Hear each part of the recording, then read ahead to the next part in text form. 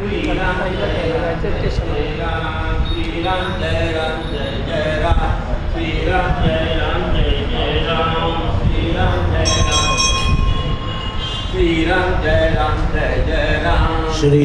जय राम जय जय राम श्री राम जय राम जय जय राम श्री राम जय राम जय जय राम श्री राम जय राम जय जय राम श्री राम जय राम जय जय राम बरोबर श्री राम जय राम जय जय राम जय जय रघुवीर समर्थ निवृत्ती ज्ञानदेव सोपान मुक्ताबाई एकनाथ नामदेव तुकाराम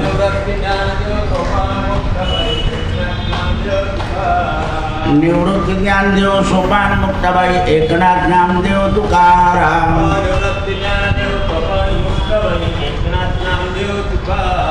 निवृत्ती ज्ञानदेव सोपान मुक्ताबाई एकनाथ नामदेव तुकाराम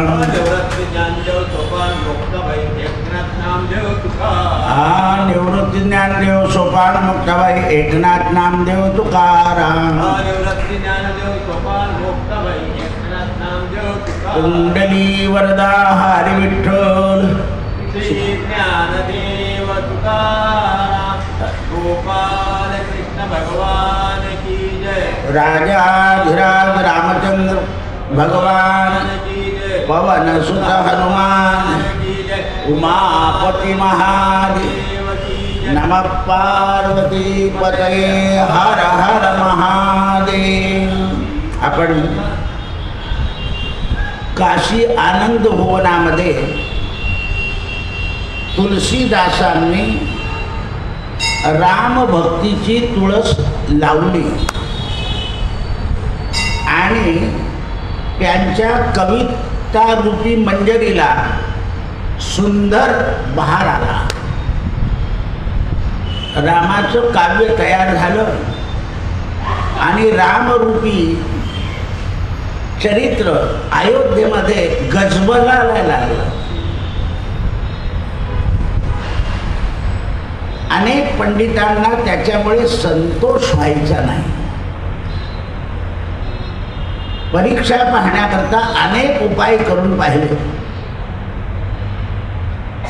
रामचरित्राची तर परीक्षा घेऊन झाली होती, पण पंडितांच्या कोणत्याही परीक्षेला तुलसीदास नापास नाही झाले। मग भगवान शंकरानं तुलसी रामायण आपल्या भक्तानं लिहिलं म्हणून भक्ताचा राजवैभव उदो उदो व्हावा याकरता एक योजना गाठली शंकराने। काशीसारख्या विद्वत्ता प्रधान शहरामध्ये एकदा या एक ब्राह्मणाचा म्हणजे जे द्रोह करत होते पंडित लोक, त्या एका पंडिताचा देहांत झाला। आता देहांत झाल्यानंतर त्यांच्या पत्नीनं सती जायचं ठरवलं। मग सगळी सतीची आणि प्रेताची तयारी झाल्यावर त्या स्त्रीला विचारायचं असतं की तुला आता कोणाला नमस्कार करायचा आहे अशा वेळेला, तर तिने सांगितलं फक्त तुलसीदासांनाच मला नमस्कार करायचा आहे, इतर कोणालाच नाही। म्हणे का? तो म्हणे माझा प्रश्न आहे। म्हणून जेव्हा या ब्राह्मणाची पत्नी नमस्काराला गेली त्यावेळेला तुलसीदास डोळे लावून जप करत होते, श्रीराम जय जय राम श्रीराम। बांगड्यांचा आवाज आल्याबरोबर अष्टपुत्रा सौभाग्यवती भव म्हणे महाराज आपण डोळे उघडा आणि माझ्याकडे पहा। तुलसीदासांनी डोळे उघडले, माळ डोक्यावर ठेवली आणि त्या स्त्रीकडे पाहिलं आणि पाहिल्याबरोबर अरे तू सती जाते, मग रामाने तुला असा आशीर्वाद कसा दिला? हा देह माझा आहे पण यात राम वास्तव्य करतो। घड़ी घड़ी भगवान, कण कण में भगवान, काशी में भगवान, आनंदवन में भगवान। जा राम ने कोई नहीं, जा म्हणे, रामाचा आशीर्वाद खोटा होणार नाही, तुझ्या पतीच्या अंगावरून असे हात फिरव आणि त्याला उठवून दे. नक्की म्हणे जा. आईसाहेब आपल्या घरी गेले आणि सगळ्या लोकांना सांगितलं की 2 मिनटं थांबा, उचलू नका म्हणून असा हात फिरवला. फिरवल्याबरोबर ते शरीर उठून श्रीराम जय राम जय जय राम उठलं. सगळं परित्याग केला. तिने आपल्या पतीचा हात धरला आणि सरळ तुळशीदासांकडे, लोकांकडे पाहिलेच नाही, आणि तुलसीदासांच्या चरणावर दोघांनी मस्तक ठेवलं. म्हणे महाराज तुमच्या कृपेनं, म्हणे माझे डोळे बंद होते, माझी कृपा नाही, रामाने रामनामाच्या महत्वाने उठल्यावर तुझ्या पतीने काय म्हटलं, श्रीराम जय राम जय. आता तू त्याने उच्चारलाय आता, म्हणून तुलसीदासांनी त्याला म्हणायला लावलं की म्हण. त्याने म्हटलं श्रीराम जय जय राम. तू आता म्हणायला सुरुवात कर, गंगेत आंघोळ करा आणि पवित्र होऊन घरी जा. हरिविण सौजन्य नेणे काही, तया नरा लाधले वैकुंठ जोडले, सकळ घडले तीर्थाटन. म्हणून कोणतंही शरीर जात असताना त्याच्याजवळ या महामंत्राचा जप करावा, श्रीराम जय जय राम. कारण हा मंत्र जो आहे शरण जाण्या देवाला, मंत्राचा अर्थ असा आहे, रामा मी तुला शरण आहे. मग जेवढ्या वेळा म्हणाल तेवढं शरण गेल्याचं पुण्य तुमच्याजवळ तयार होतं.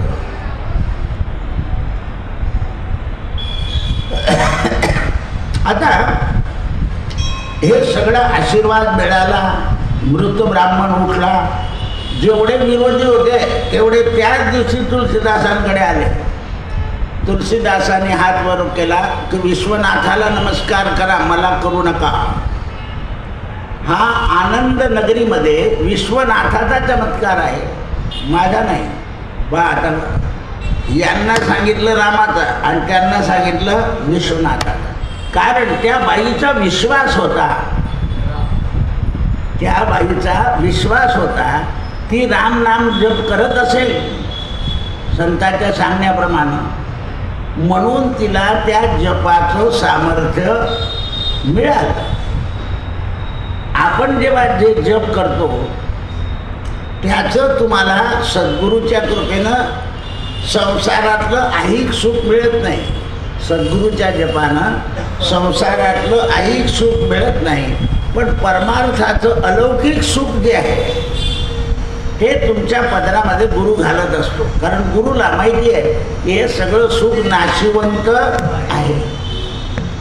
आज जे आवडत आहे ते उद्या ना आवडेल. संसारातलं सुख आहे जे आज आपल्याला आवडत आहे ते उद्या नावडतं होतं. त्याच्याबद्दल आपल्या मनात आस्था राहत नाही. मग भगवंताचं नाम असं आहे की ते सुरुवातीपासून आवडायला लागलं की शेवटपर्यंत अति आवडतं. आवडीने भावे हरिनाम घेसी, आपली आवड निर्माण होत जाते. जशी सवड मिळाली तशी जपाची आवड निर्माण होते.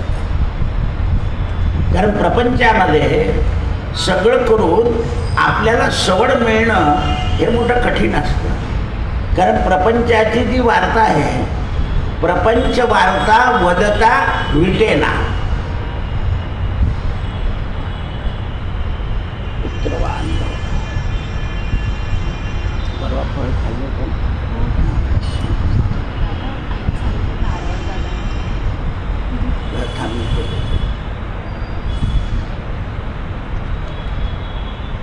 ताईला नारळ देऊन देतो, जेवढे पाहिजे तेवढं.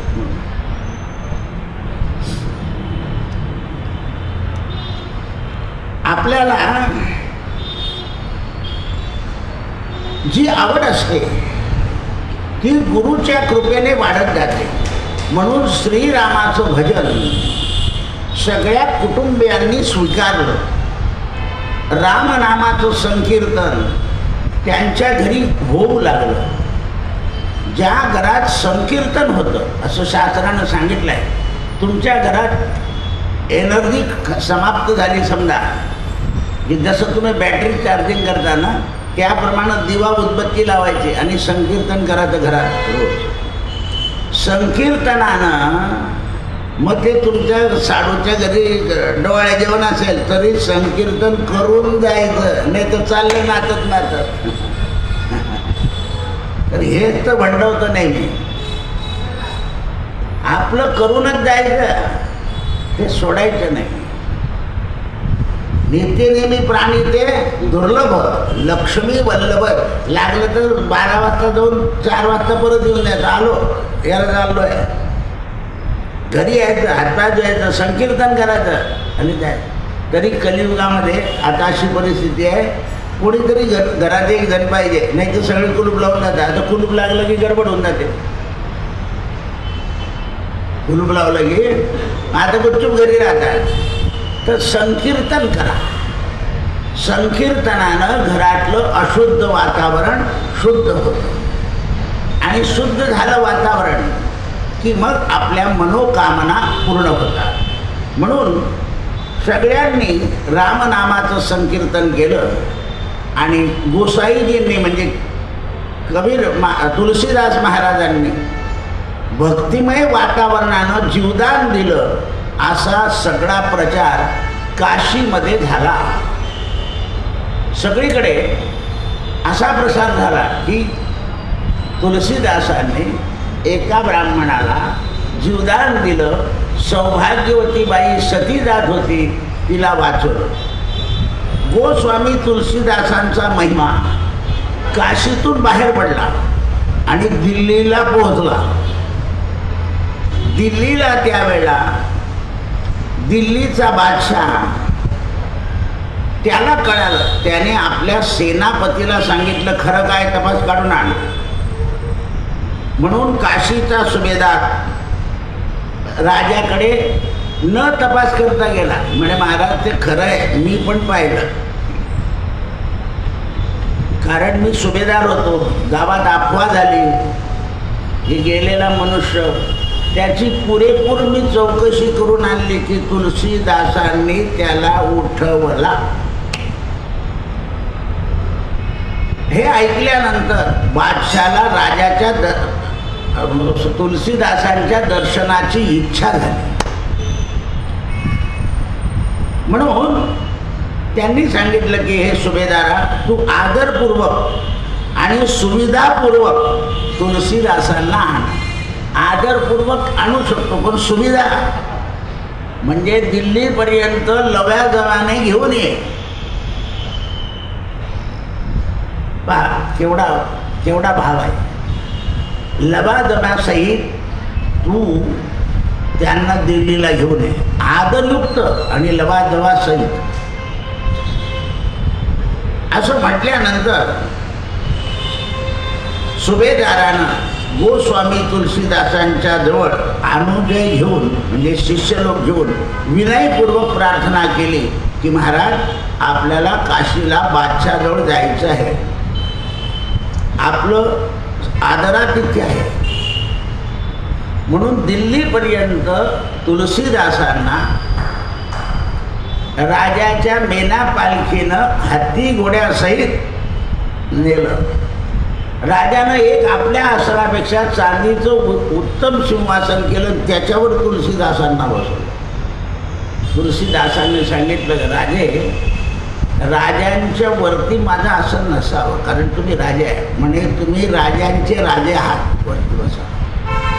मग आपण आधी बसा, मग मी नंतर बसतो. पहा आदर ठेवला. खरे संत जे आहे ते मी काल सांगितलं, अभ्युदय म्हणजे आलेल्या माणसा, आपल्या घरी कोणी आलं की उठून द्यायचं असं, या. किंवा आपण वयोवृद्ध झालं, अरे काकाला घेऊन येणे हात धरून, पूर्वी हात धरून नेण्याची पद्धत होती. असं आहे ते, म्हणजे अभ्युदय स्वागत करायचं. त्या स्वागताने काय होतं, जे काही अविचार असतात ते अविचार नष्ट होतात आणि समोरच्या माणसाच्या मनात एक चांगला भाव निर्माण होतो. आदर मिळाला नाही की माणसाला भाव निर्माण होत नाही. म्हणून काही श्रीमंत लोकांच्या घरी नोकराला अशी आज्ञा असते, कोणी आलं की बाई बसो, चहा पाणी दे, तेव्हा मी आलोच.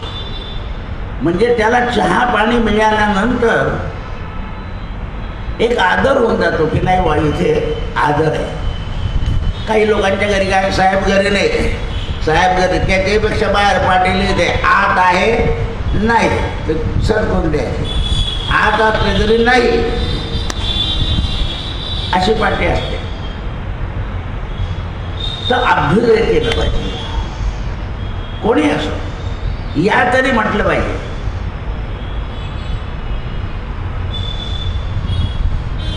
ते व्यासपीठ बनवलं नाही यांनी, त्याला म्हटलं असं बनवू नये, कोणी आपल्यापेक्षा मोठं आलं तर ते बसा. तर मला 2 लोकांनी उत्तर दिलं, तुमच्यापेक्षा कोणी मोठा आहे का? म्हटलं की इथे रामाचा येणारा भक्त सगळ्यांपेक्षा मोठा आहे. कोणी परका माणूस जाऊ दे, पण रामाचा भक्त येतो ना, जो येतो तो तिकडून तिकडेच येतो सरळ, असा येतो. देवभक्ताभिमानी, देवदासाभि असं पाय ठेवलेलं असतं माझे केव्हा केव्हा. माणूस समोराला गेलं की पाय खाली केला पाहिजे, तसं बसता येत नाही, बसू नये. कोणी जीव येऊ त्याच्यासमोर आढ्यतेत बसायचं नाही. म्हणून जया अंगी तया दुखत असले तरी सरळ, असं आहे. मग हे कशाला करायला लावलं मी की ते बाहेर दिसणार नाही पाय, असं आहे व्याधी. आता त्याला इलाज नाही, पण ती प्रदर्शनी तरी नको.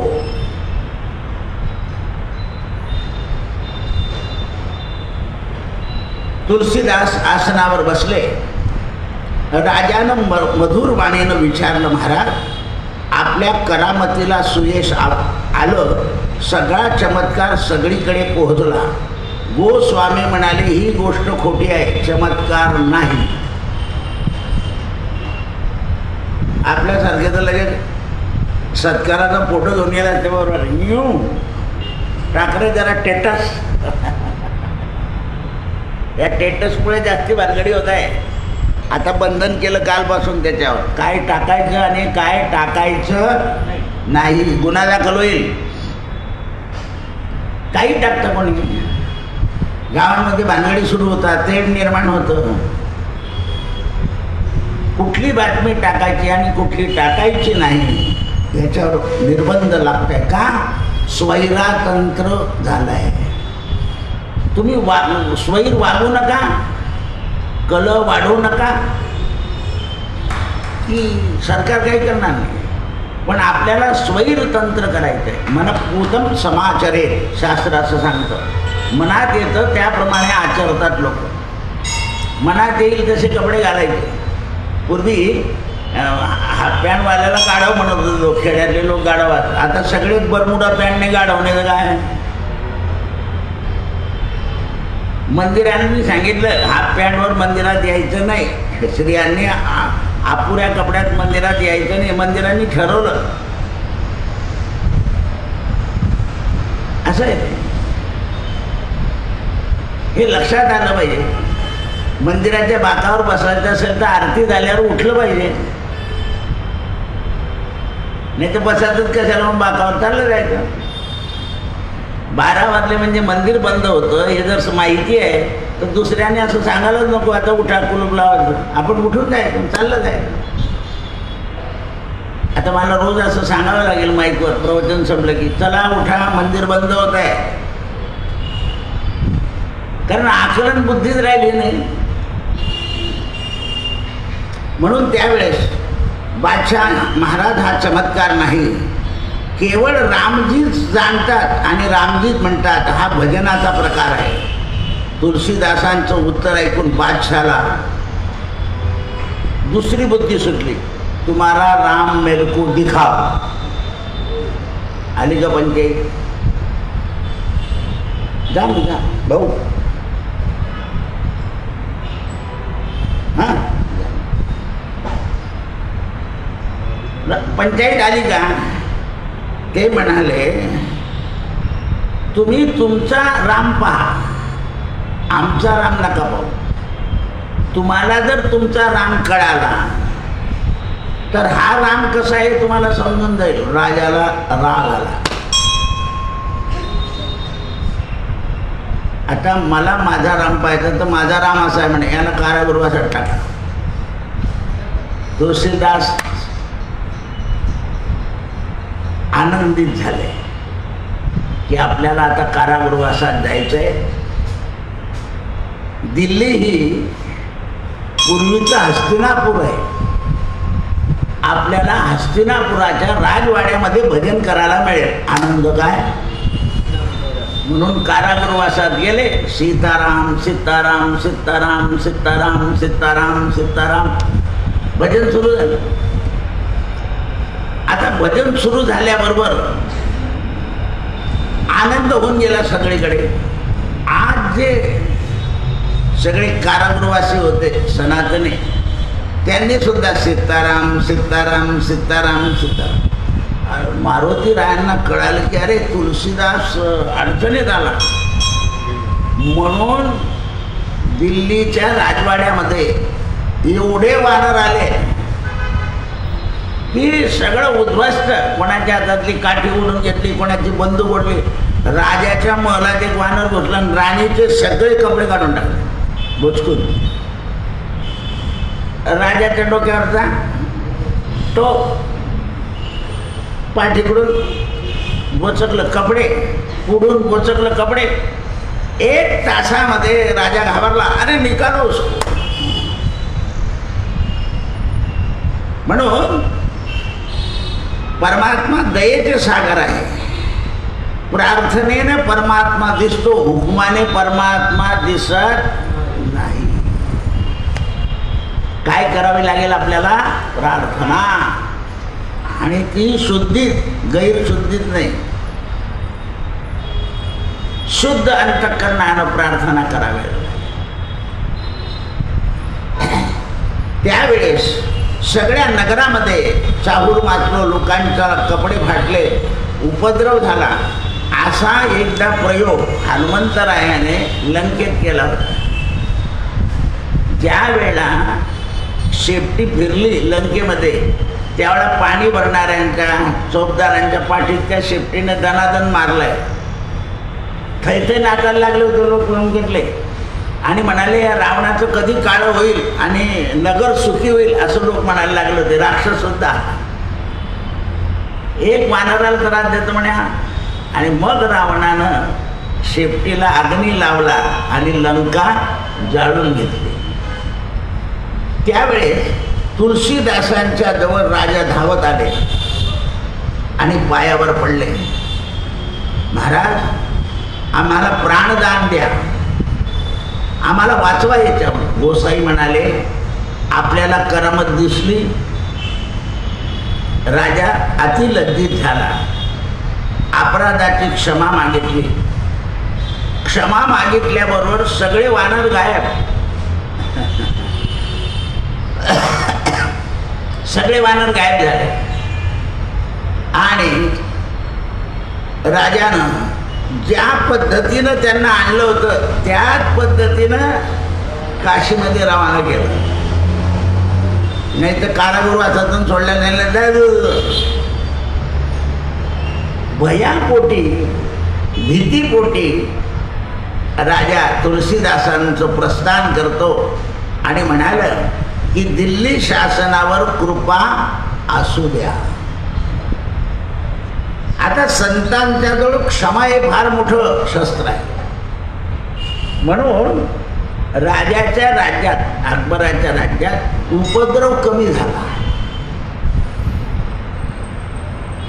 एकदा तुळशीदास आपल्या कुटीमध्ये एकटे होते.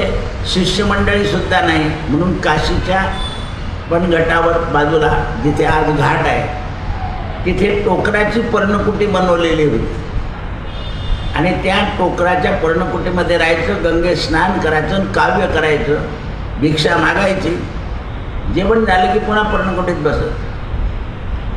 तर या विद्वान पंडितांनी रामचरित्र नष्ट करण्याचा प्रयत्न ठरवला. जे हातानं लिहिलेलं होतं ते रामचरित्र नष्ट करायचं. पहा, रामाला मानणारे, शंकराला मानणारे देवाचं चरित्र नष्ट करण्याच्या विचारात आहे. कारण काय? तर ईर्ष्या. काय आहे? ईर्ष्या आहे. म्हणून हल्ली पुस्तक लिहिणारे काय करतात, आपल्या गावामध्ये जे विद्वान असतात त्यांचा अभिप्राय आधीच मागून घेतात. तुमचा फोटो टाकायचा आहे, तुमचा अमुक करायचं, म्हणजे ते गावातले लोक त्या पुस्तकाला विरोध करत आणि मग कोणाच्या तरी हातून विमोचन करतात. संत आणि भक्त कोणाचा अभिप्राय टाकत नाही आणि कोणाचं हातून त्याचं प्रकाशनही करत नाही, उदोउदोनी करत नाही. भगवंताला जर ते पुढे वाढवायचं असेल तर तो वाढवो आणि नसेल वाढवायचं ते जसं तसं राहू. खरे संत कधीच नाही. कारण कशाचा द्वेषच करायचा नाही. आणि तुकाराम महाराज म्हणतात, कोणत्याही जीवाचा मत्सर न घडो देवा. त्यांच्यातच बांगडी सुरू नये. ऐकतात मी बिलकुल भिन्नाट. हो, ते कधी पालखी नंबर नाही मिळाला तर एवढे भांडणं होतं तिथे की अरा. समजा शेवटी गेलो आपण, काय फरक पडतो? एकही जण तयार नाही. जो म्हणतो मला तर तू जाय पुढे, काय फरक पडणार आहे? म्हणून सखाराम महाराजांची दिंडी आदल्या दिवशी चालली जाते. ते म्हणतात पदार्थ भानगड करायची नाही, रिकाम्या डोक्याला हेडक करायचा नाही. बऱ्याच लोकांच्या आधी पोहोचून जातात. आपल्याला भगवंतापर्यंत जायचं आहे ना. आता एक कोरोनामध्ये बंदी होती, बरेच संत कोणाला न घेता एकटे निघून गेले होते पायी आणि घुसून गेले ते रात्री पहाटे पंढरपुरामध्ये. काही विचार नाही केला त्यांनी,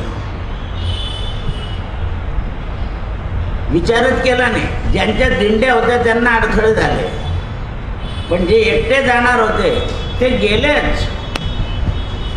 देह जावं अथवा याचा अनुभव त्यांनी तेव्हा घेतला. कोणामध्ये? कोरोनामध्ये अनुभव घेतला त्यांनी. तुम्ही आता म्हणजे अगदी एकांतात बसले तरी तर कधी येणार असेल तर ते येईलच. आणि तुम्ही उघड्यावर जरी बसले तरी यायचं नसेल तर ते येणारच नाही. म्हणून ते म्हणतात,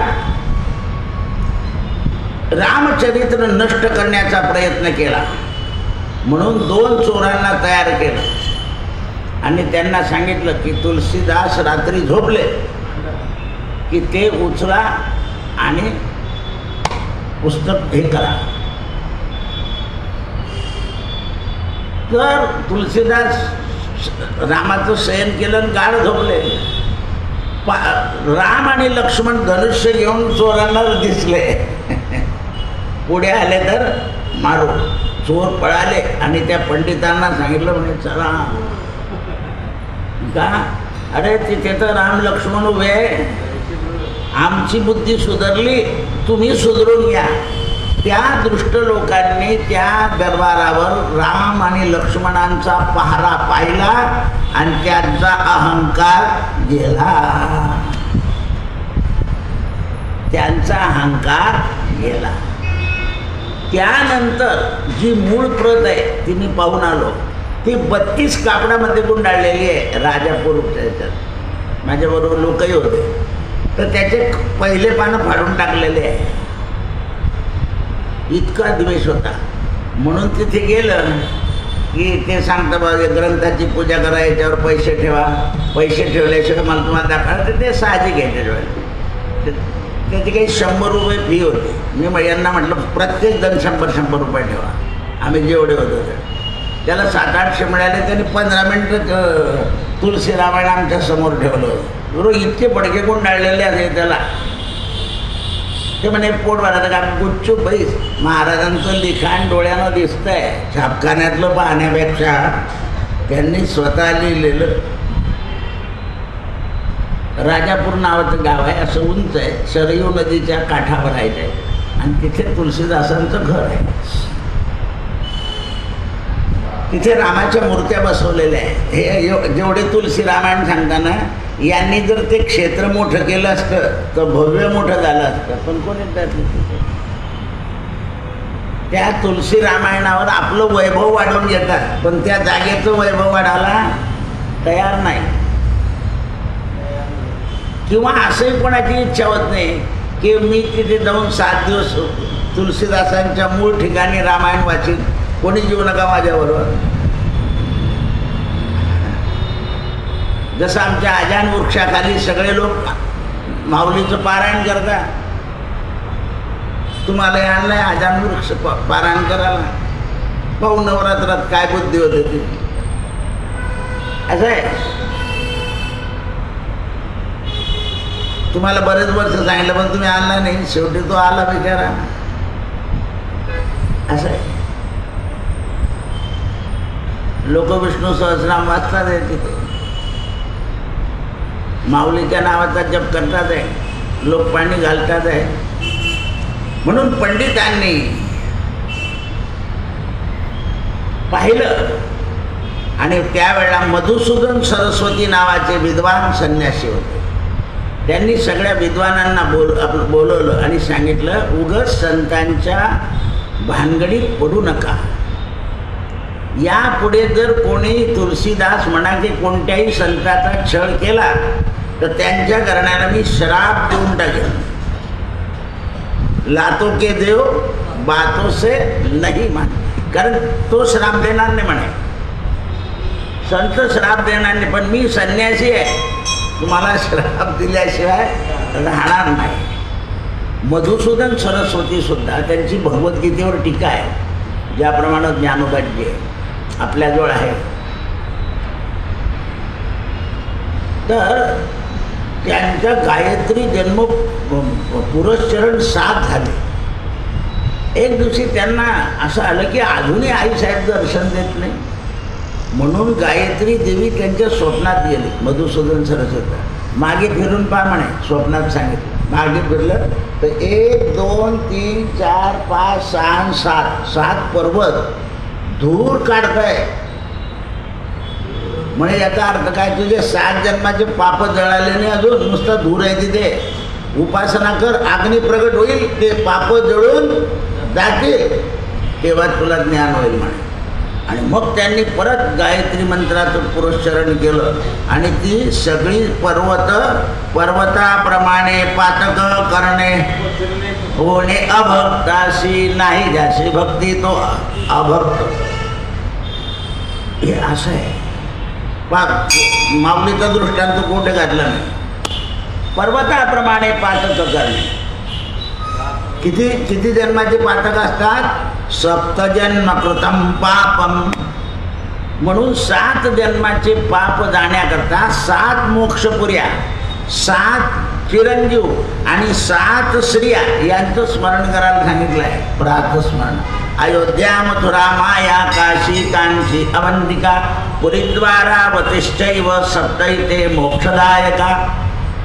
अश्वत्थामो बलिर्व्यासो हनुमानश्च विभीषण कृप परशुरामश्च सप्तैते चिरजीविना. अहिल्या, द्रौपदी, मंदोदरी तथा यशा. ह्या 7 जन्माचं पाप दूर करणारे आहे. आणि म्हणून तुमच्या नशिबात सुद्धा किती फेरे आहे लग्नाचे? मारले नाही तर काय माहिती. 7 फेरे. 7 जन्म कृतम पापम. वारांची नावं 7 आणि देवाचं सुद्धा सप्तास्यासन परिधय श्री सप्तसमेधा कृता ऋषी किती 7 हे सप्ताह आहे. म्हणून सप्ताहामध्ये पाप नाश करा करता बसायचा आहे. आपण याची त्याची हाऊस करतो, याची त्याची करतो, कथेकडे लक्षच देत नाही. चांगलं चरित्र चालू होतं म्हणतो आरतीचे कागद गोट्या बेस चरित्र आहे की नाही, कागद सापडतील. नाही सापडले तर नुसत्या टाळ्या वाजव, नाही सापडले तर नुसत्या टाळ्या वाजव.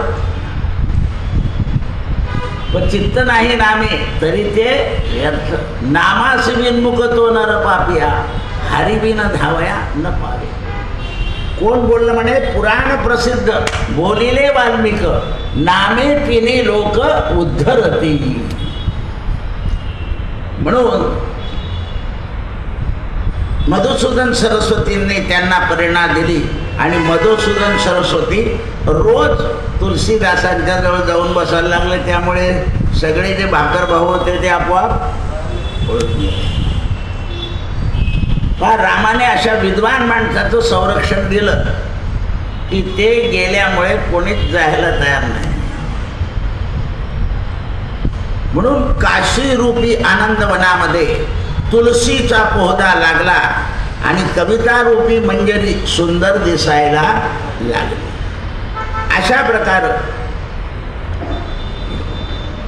तुलसीदासांनी अनेक चमत्कार तिथे केले.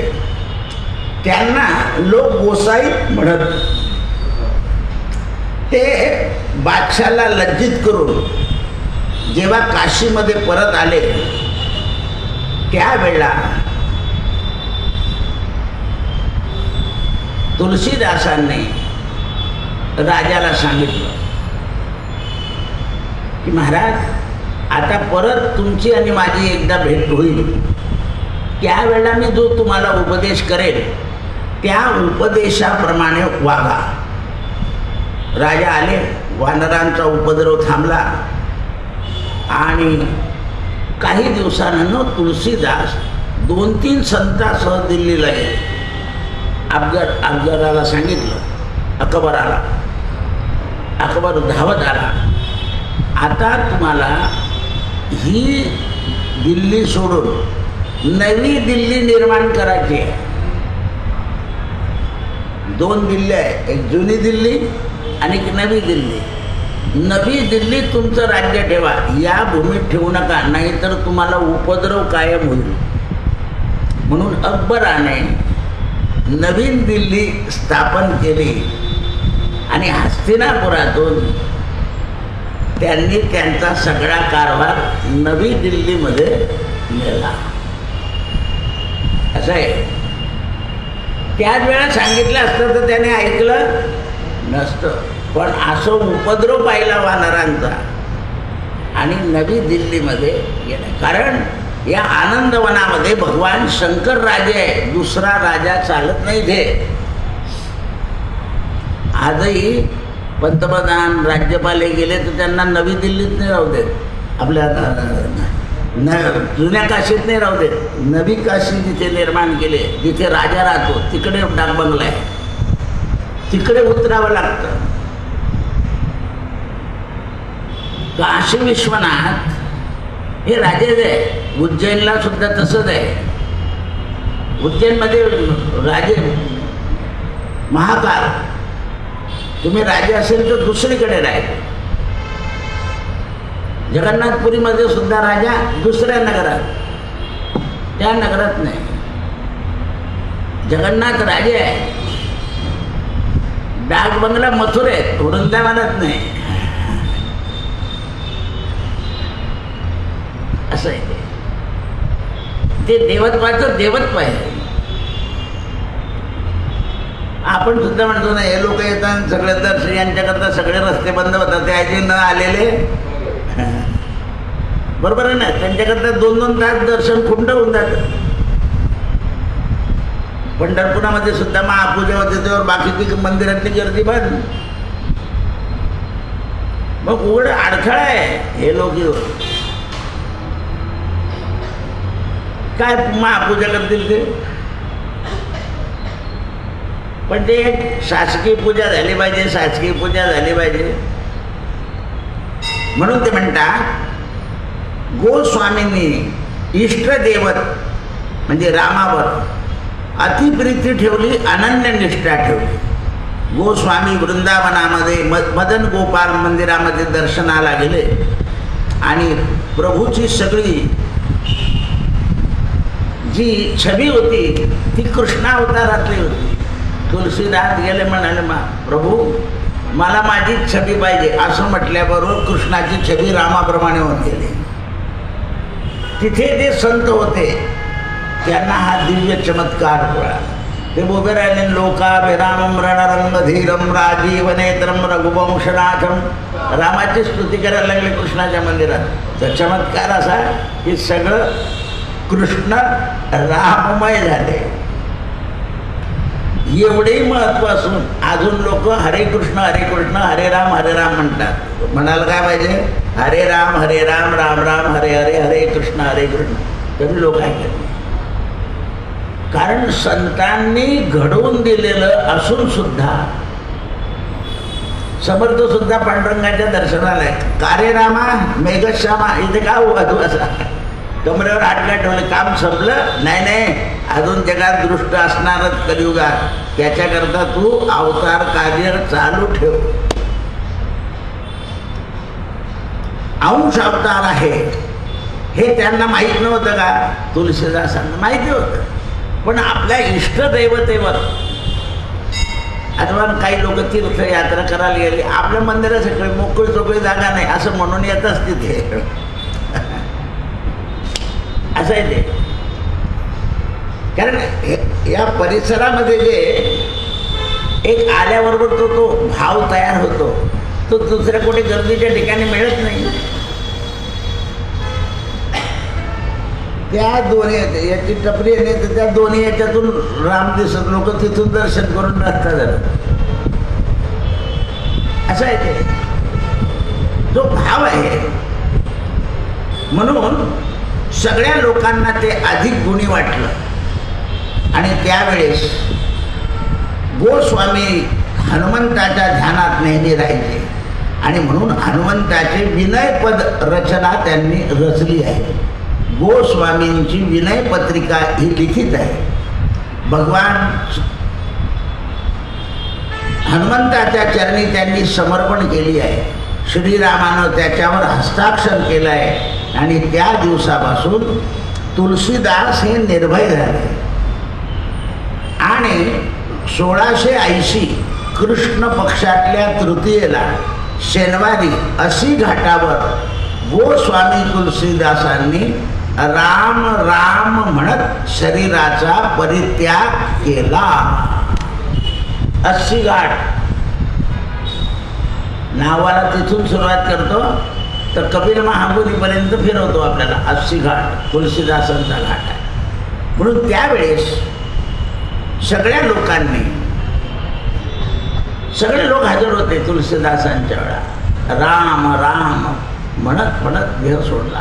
कारण हा राम शब्द शंकरानं त्यांच्याकडून वदवून घेतला. ज्याला काशीमध्ये देह सोडायचा आहे किंवा जो काशी विश्वनाथाचा भक्त आहे त्याला भगवान शंकर हे अंतिम समयी त्याच्या कानात मंत्र सांगतात. जरी त्याच्या शरीरामध्ये अवयवांमध्ये शक्ती नसली तरी कोणी एखादा येतो खाओ गेले अरे राम राम असं म्हणतो. कालच येणार होतो माझं चुकून गेलं काय राम राम तर येणाऱ्या माणसाच्या तोंडात राम शब्द येतो आणि त्यावेळेला यांची सद्गती होते. म्हणजे कोणत्या कोणत्या प्रकारानं राम शब्दाचं उच्चारण भक्तांच्या अंतकाळाच्या वेळा परमेश्वर घडवून आणतात.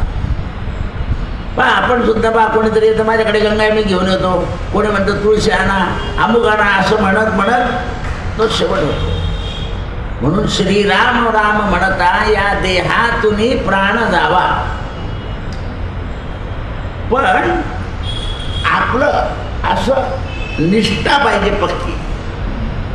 निष्ठी नको. आपले सगळे निष्ठी असते.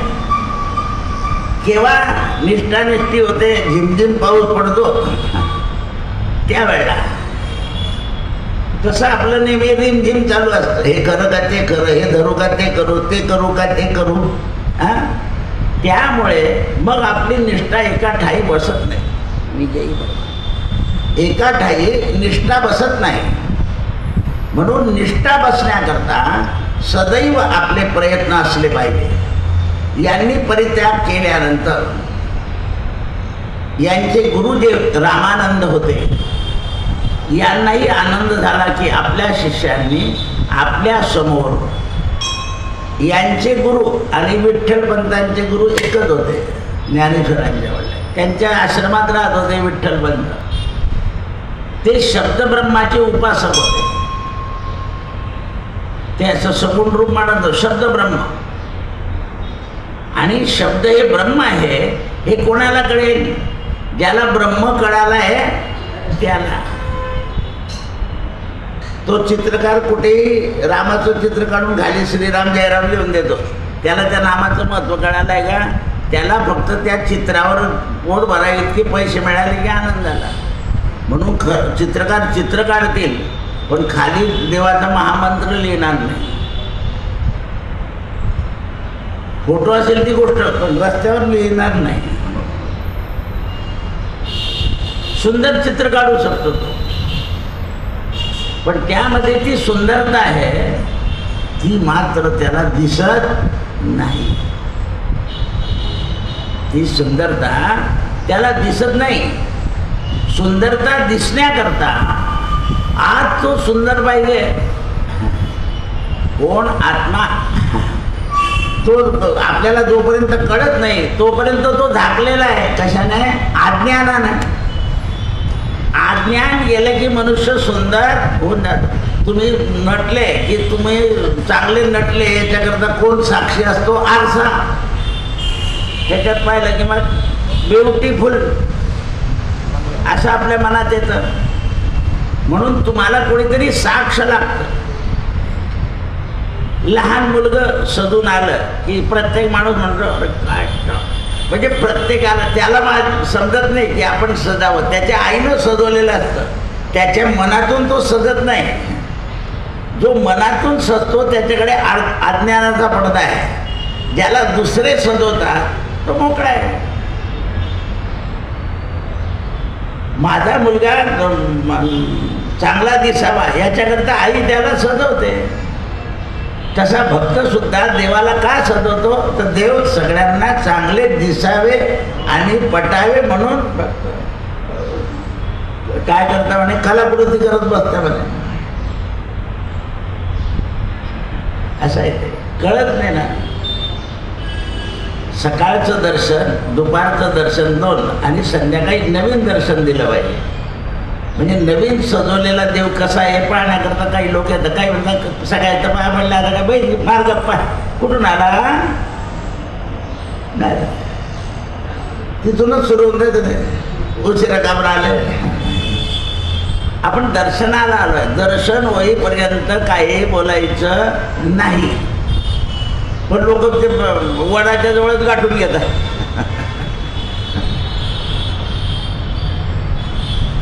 आणि कोणी कधी नाही बोललं तर काय जड झाले असं आहे ते. आपणही बोलू नये आणि दुसऱ्याच्याही उपासनेमध्ये खंड घालू नये. याच्याकरता खंडपीठाचं ऐकलं पाहिजे. आपण खंडपीठाचं ऐकतच नाही ना.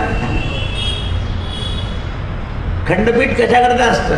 सगळ्यांनी खंडपीठाचं ऐकलं पाहिजे. मग हे जर आपलं खंडपीठ आहे रोज श्रवणाचं तर यातलं काहीतरी आचरणात आणलं पाहिजे. का 3-3 वेळा प्रसाद मिळतो म्हणून चांगलं आहे हे लक्षात आलं. म्हणून त्यावेळेस 80 घाटावर खूप गर्दी झाली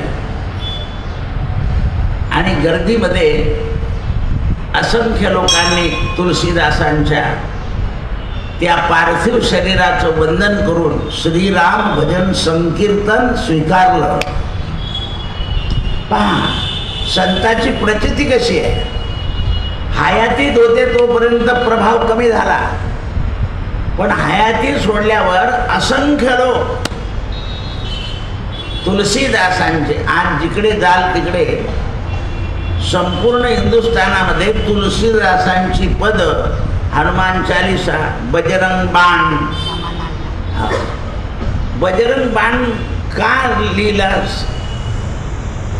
तुलसीदासांनी, तर त्यांचा डावा हात खूप दुखत होता, खूपच दुखायचा. पण तुम्ही संत झाले म्हणून तुम्हाला व्याधी सोडेल असं नाही आहे. जेवढे संत झाले त्यांना येन केन प्रकारेनं या शरीराला व्याधी आहे आणि व्याधी असतेच, पण त्या व्याधीचं निरसन करायला संत लवकर तयार नाही होत. म्हणून हनुमंताने सांगितलं की जसं तू हनुमान चाली लिहिलाय तसा बजरंग बाण लिहि.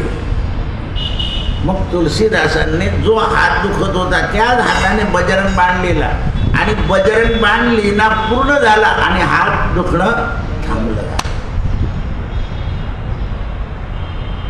असं आहे.